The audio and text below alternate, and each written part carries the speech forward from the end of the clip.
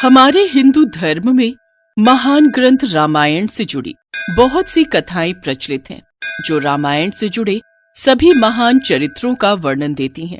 सभी कथाएं कोई न कोई महत्व भी दर्शाती हैं और नीति का संदेश भी देती हैं। जिनमें से एक कथा है राम सेतु की।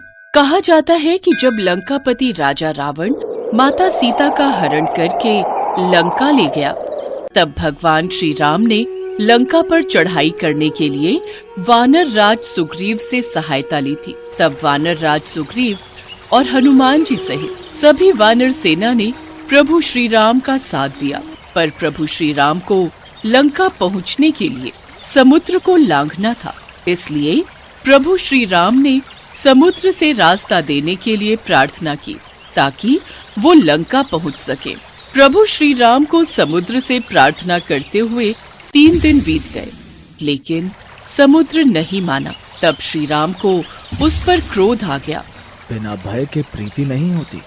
लक्ष्मण, मेरा धनुष लाओ ताकि मैं अग्नि बाण से इस अहंकारी समुद्र को सुखा दूं। क्योंकि जिस प्रकार माया में फंसे व्यक्ति को ज्ञान की बात सुनाना, अत्यंत लोभी से वैराग्य और क्रोधी से शांति की बातें करना फलदायी नहीं होता, उसी तरह इसके आगे भी प्रार्थना करना व्यर्थ है। जी भैया। श्री राम ने धनुष पर प्रत्यंचा चढ़ाई तो समुद्र भय से कांप गया। पूरी सृष्टि कांपने लगी, स्वर्ग में भी उथल पुथल हो गई। जैसे ही प्रभु श्री राम अग्नि बाण छोड़ने लगते हैं, अचानक घबराकर समुद्र श्री राम के समक्ष प्रकट होता है और क्षमा प्रार्थना करता है। त्राहिमाम, त्राहिमाम, रुकिए प्रभु, रुकिए, मुझे क्षमा कीजिए, मुझे क्षमा कीजिए। प्रभु, 5 तत्वों का जड़ स्वभाव आपने ही बनाया है। जल यदि अपनी मर्यादा छोड़ देगा तो उसका महत्व भी समाप्त हो जाएगा। सबको मर्यादा भी आपने ही दी है। आप तो मर्यादा पुरुषोत्तम राम है। मैं तो आपके बताए हुए रास्ते पर ही चल रहा था। अब यह आपके हाथ में है कि आप मुझ पर कृपा करें या फिर मुझे दंड दें। हे रघुवर, आप जैसा कहेंगे मैं वैसा ही करूंगा। आपको बाढ़ चलाने की भी कोई आवश्यकता नहीं है। मैं तो आपकी इच्छा मात्र से ही सूख जाऊंगा और आपको रास्ता दे दूंगा। मैं वो भी करने को तैयार हूं, पर उसमें मेरी मर्यादा भंग होगी। 5 तत्वों आकाश, वायु, अग्नि, जल, पृथ्वी में से यदि किसी एक ने भी अपने स्वभाव को बदला तो उसका महत्व समाप्त हो जाएगा, उसकी मर्यादा भंग हो जाएगी, तो सृष्टि के संतुलन में विकार उत्पन्न हो जाएगा, जिससे इस धरती पर विस्फोट हो जाएगा। प्रभु, यदि आप प्रलय से पहले ही प्रलय लाना चाहते हैं तो आपको अधिकार है, अन्यथा इस ब्रह्मास्त्र से मेरी रक्षा कीजिए। प्रभु श्री राम तो स्वयं ही मर्यादा पुरुषोत्तम है। उन्होंने उस समय समुद्र की विनती को सुना। जब श्री राम ने समुद्र को तात कहकर पुकारा तो लक्ष्मण सहित सभी वानर सेना मुस्कुराने लगी, क्योंकि वे भी जानते थे कि प्रभु श्री राम का हृदय कितना कोमल और दयालु है। क्योंकि उन्हें कभी क्रोध आ भी जाए तो भी वो शांत हो जाते हैं। प्रभु श्री राम समुद्र की इस विनम्र विनती से प्रसन्न हो गए और समुद्र पार करने का उपाय पूछा। हम तुम्हारी मर्यादा भंग नहीं होने देंगे, परंतु कृपया करके हमें समुद्र पार करने का कोई दूसरा उपाय बताएं। आपकी अति कृपा होगी। वानर राज सुग्रीव की सेना में नल और नील नाम के 2 महाप्रतापी महाशक्तिशाली वानर उपस्थित हैं। नल और नील जब छोटे थे तो ऋषि मुनियों को अपनी शरारतों से बहुत परेशान किया करते थे और अक्सर उनकी वस्तुओं को समुद्र में फेंक देते थे। इन दोनों बच्चों से परेशान ऋषि मुनियों ने तंग आकर इन्हें श्राप दिया था कि जो भी वस्तु ये पानी में फेंकेंगे वो नहीं डूबेगी। इसीलिए आज नल और नील को बचपन से मिला श्राप आपके लिए उपयोगी साबित होगा। नल भगवान विश्वकर्मा के पुत्र हैं, इसीलिए नल शिल्प कला में भी निपुण है। आप समुद्र पर सेतु बनाने के लिए इन दोनों की मदद ले सकते हैं। आप इनकी सहायता से समुद्र पर सेतु बांध सकते हैं, क्योंकि इनके द्वारा फेंके गए पत्थर समुद्र में डूबेंगे नहीं, बल्कि ऊपर ही तैरते रहेंगे। आप लंका तक एक सेतु का निर्माण कर सकते हैं, जिस पर चलकर आप लंका तक पहुंच सकते हैं। मैं वचन देता हूं कि उनके द्वारा समुद्र में डाले गए पत्थरों से बने सेतु के निर्माण में मैं खुद भी सहायक रहूंगा। इस प्रकार समुद्र पर सेतु बांधने के लिए तीनों लोकों में आपका सुयश गाया जाएगा। हे रत्नाकर, हे सागर, हम तुम पर बहुत प्रसन्न हैं। तुम्हारी उदारता से हम तुम्हारे प्रेम के ऋणी हो गए, परंतु हमारी एक और समस्या का समाधान करो। आज्ञा प्रभु। इसके पश्चात समुद्र ने प्रभु श्री राम से आज्ञा ली और वापस लौट गए। नल और नील की सहायता से समुद्र पर सेतु बांधने का कार्य प्रारंभ होता है। सभी वानर प्रभु श्री राम का नाम लिखकर पत्थर नल और नील को देते और वे दोनों समुद्र में पत्थर जोड़ते जाते। समुद्र ने सेतु को अपने कंधों पर संभाल रखा था। कहा जाता है ये सेतु 100 योजन लंबा और 10 योजन चौड़ा था, पर ये विशाल राम सेतु 5 दिनों में ही बनकर तैयार हो गया। राम सेतु बनाने में सभी ने अपना योगदान दिया, जिसमें एक छोटी सी गिलहरी भी प्रभु श्री राम की भक्ति और सेवा में अपना योगदान दे रही थी। पुल के निर्माण में मदद करने के लिए वो छोटी सी गिलहरी बार बार शरीर पर बालू लपेटकर उसे पुल पर गिराती थी। प्रभु श्री राम उसे ऐसा करते देख रहे थे। उन्होंने हनुमान से कहा, हनुमान, वो समुद्र के तट पर जो छोटी सी गिलहरी है, जरा उसे मेरे पास लेकर आओ। हनुमान जी उस गिलहरी को प्रभु श्री राम के पास लाते हैं। हे नन्ही सी जीव, तुम सेतु पर क्या कर रही थी? तुमको भय नहीं लगता कि तुम वानरों के पैरों के नीचे आ सकती थी, या कोई वृक्ष अथवा शिलाखंड तुम्हारे ऊपर गिर सकता था?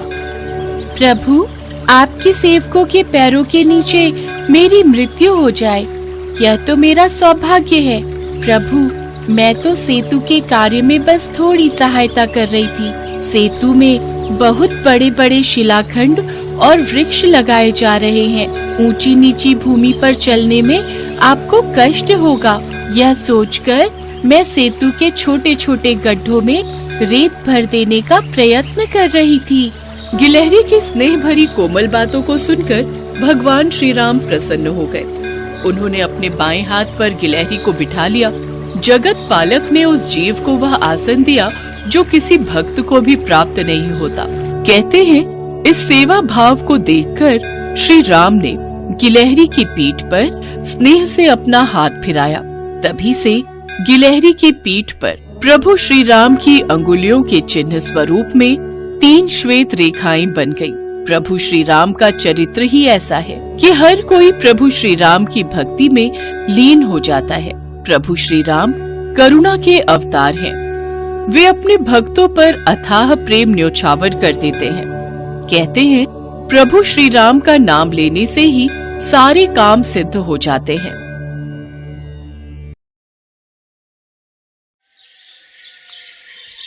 पौराणिक युग में कई ऐसे भक्त थे जिनके लिए स्वयं भगवान धरती पर उतरते थे और उन्हें अपना आशीष देकर स्वयं को गौरवान्वित मानते थे। ऐसी ही एक भक्त थी शबरी।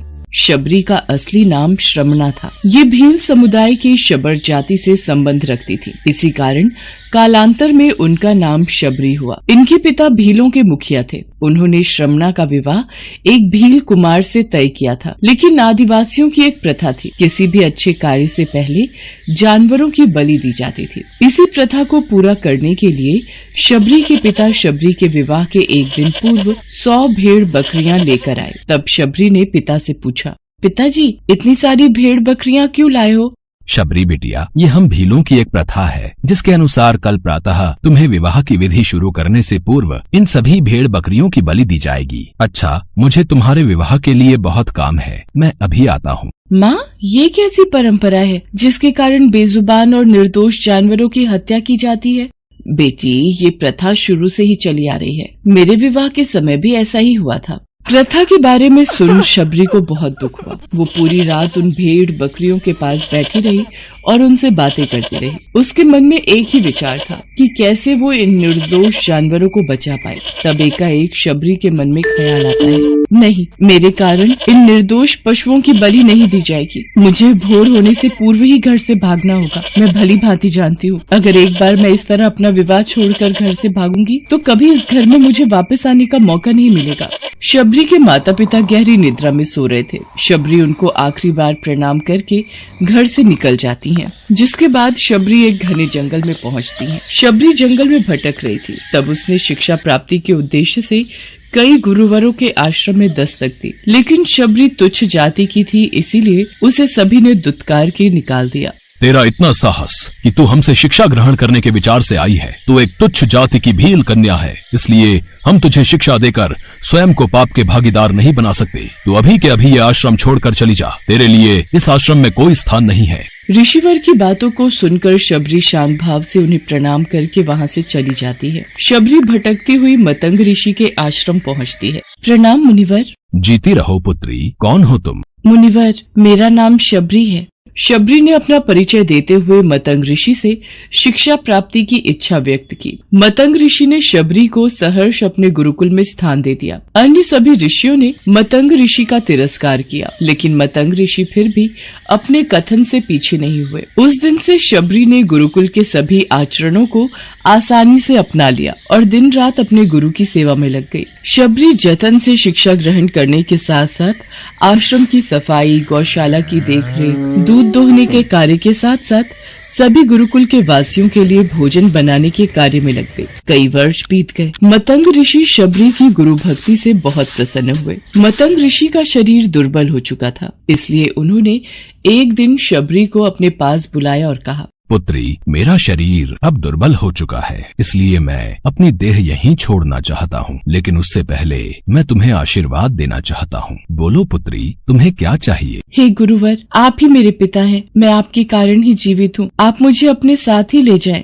नहीं पुत्री, तुम्हें मेरे बाद मेरे इस आश्रम का ध्यान रखना है। तुम जैसी गुरु परायण शिष्या को उसके कर्मों का उचित फल मिलेगा। एक दिन भगवान राम तुमसे यहाँ मिलने आएंगे और उस दिन तुम्हारा उद्धार होगा और तुम्हें मोक्ष की प्राप्ति होगी। इतना कहकर मतंग ऋषि अपनी देह त्याग कर समाधि ले लेते हैं। उसी दिन से शबरी हर रोज प्रातः उठकर बाग जाती, ढेर सारे फल इकट्ठा करती, सुंदर सुंदर फूलों से अपना आश्रम सजाती। शबरी को भगवान राम के आने का कोई निश्चित दिन नहीं पता था। उसे केवल अपने गुरुवर की बात पर यकीन था, इसलिए वो रोज राम के इंतजार में समय बिता रही थी। वो रोजाना यही कार्य करती थी। एक दिन शबरी आश्रम के पास के तालाब में जल लेने गई। वहीं पास में एक ऋषि तपस्या में लीन थे। जब उन्होंने शबरी को जल लेते देखा तो उसे अछूत कहकर उस पर एक पत्थर फेंक कर मारा और उसकी चोट से बहते रक्त की एक बूंद से तालाब का सारा पानी रक्त में बदल गया। तुझ अछूत के रक्त से इस तालाब का जल अपवित्र हो गया। तूने पाप किया है, तू पापिन है। मेरे क्रोध से बचना है तो उसी क्षण यहाँ से चली जा।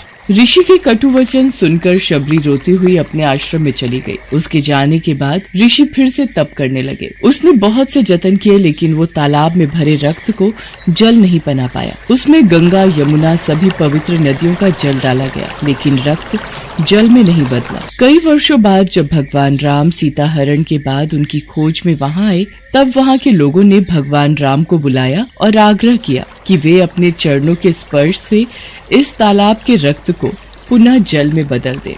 राम, आप अपने चरण स्पर्श से इस तालाब के रक्त को पुनः जल में बदलने की कृपा करें। यदि मेरे इस कार्य से आप सबका भला होता है तो मैं ऐसा ही करूँगा ऋषिवर। राम उनकी बात सुनकर तालाब के रक्त को चरणों से स्पर्श करते हैं, लेकिन कुछ नहीं होता। ऋषि उन्हें जो करने को बोलते हैं, राम वे सभी मंत्रोच्चारण करते हैं, लेकिन रक्त जल में नहीं बदलता। तब राम ऋषि से पूछते हैं, हे ऋषिवर, मुझे इस तालाब का इतिहास बताएं। यहाँ ऐसा क्या घटित हुआ जिस कारण इस तालाब का जल रक्त में बदल गया? राम जी की बात सुनकर ऋषि उन्हें शबरी और तालाब की पूरी कथा बताते हैं और कहते हैं, हे प्रभु राम, ये जल उसी तुच्छ जाति की शबरी के कारण अपवित्र हुआ है। हे ऋषिवर, ये रक्त उस देवी शबरी का नहीं, मेरे हृदय का है, जिसे आपने अपने अपशब्दों से घायल किया था। मुझे देवी शबरी से मिलना है। उन्हें हमारे आने का संदेशा भिजवा दीजिए। तब शबरी को बुलावा भेजा जाता है। शबरी राम के आने की प्रतीक्षा में अपनी कुटिया को सजा रही थी। राम का नाम सुनते ही शबरी दौड़ी चली आती है।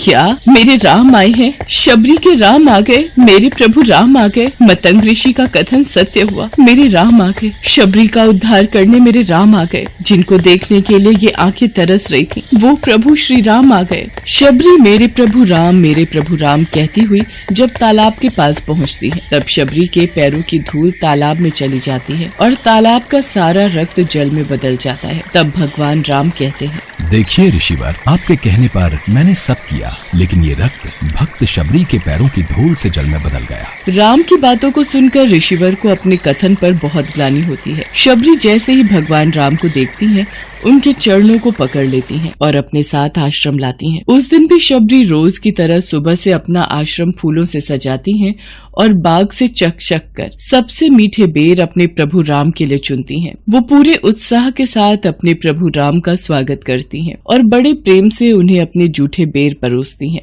ये मीठे बेर आपके लिए बाग से लाई थी, आप ये ग्रहण कीजिए, मैं आपके लिए जल लाती हूँ। भगवान राम प्रेम से बेर खाने के लिए उठाते हैं, तब लक्ष्मण उन्हें रोक देते हैं। भैया, ये बेर जूठे हैं, इन्होंने ये सभी बेर चक्कर आपको दिए हैं। ये बेर जूठे नहीं लक्ष्मण, सबसे मीठे हैं, क्योंकि इनमें माँ शबरी का प्रेम है। इतना कहकर भगवान राम प्यार से बेर को खाने लगे। भगवान ने जाते हुए शबरी माई से कहा, माँ, आप मुझसे जो चाहे वो मांग सकती हैं। प्रभु, मतंग ऋषि के कहने पर मैं आज तक सिर्फ आपके दर्शन करने के लिए जी रही थी। अब आप मुझे मोक्ष प्रदान कीजिए। मैं अपना शरीर आपके चरणों में त्यागना चाहती हूँ। और उसी क्षण शबरी ने अपना शरीर त्याग दिया। भगवान राम ने अपने हाथों से उनका अंतिम संस्कार किया और सीता माँ की खोज में आगे बढ़ गए। इस तरह से ऋषि मतंग की बात सच साबित हुई और शबरी को भगवान राम के दर्शन भी हुए। तभी से भगवान राम को शबरी के राम भी कहा जाने लगा।